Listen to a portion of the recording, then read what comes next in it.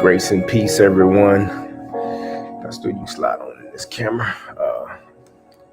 I know we missed out on this morning with service, but I'm going to bring my brother on in as well.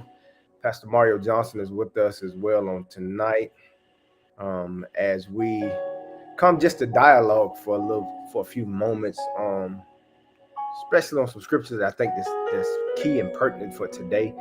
I have Pastor Stewart right alongside with me, one of the pastors on board at the City of Grace with us, and I have also my brother again, Pastor Mario Johnson from Impact and Life Ministries, one of my dear close brothers, whom I love dearly.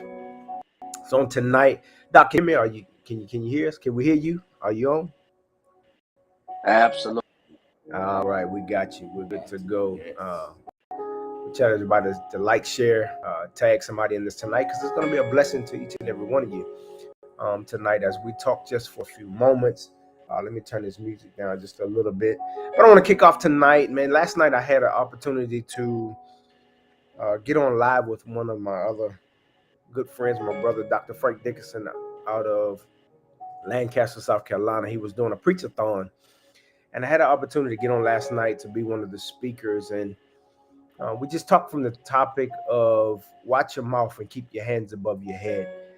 And pretty much dealing with rogueness in ministry, rogueness in church, rogueness in Christians, just all the way around, where we're really trying to just get some understanding of where things are right now and where we're trying to do coming out of a pandemic, knowing and understanding that God hasn't left us, that he's still with us. He just put us through a trying time and a trying period now where we really have to do some adjustments to get ourselves back together.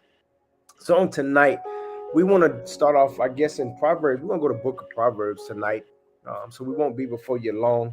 And if you have any questions, you can put them in the chat, and we'll open the chat up so we can read the chats from questions from guests that may be having something they want to say. But on tonight, we're going to Proverbs, 18th chapter. We're going to start at the 21st verse.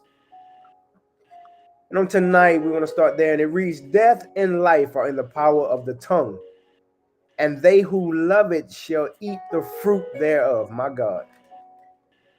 Whosoever finds a wife finds a good thing and obtains favor from the Lord. But we're not even going to shift into that right now. We're going to stay right there. Let's go back up to 20, matter of fact, because 20 is good too. "A man's belly shall be satisfied with the fruit of his mouth, and with the increase of his lips shall he be filled." And 21 says, "Again, death and life in the power of the tongue, and those who love it shall eat the fruit thereof." Pastor Mario, I just want to dig in for a few moments with you, sir. This scripture, as we're dealing with death and life and the power of the tongue, how can it relate to ministry? How can it relate to our lives? How can it relate to our jobs, our families, anything that's dealing with the power of the tongue? How can we relate to that today? Definitely there to everybody, man. Apostle Sean Stewart, God bless you, sir. And C3, man. You all, a pretty good question, I guess, as how this would apply to men from a basic standpoint. When lies in the power of your tongue, and how's this? That a lot of times, that's sometimes how powerful the tongue is, but most of all, in ministry, Christians remain. They may not be speaking death, but there are some that won't even. They ministry of what they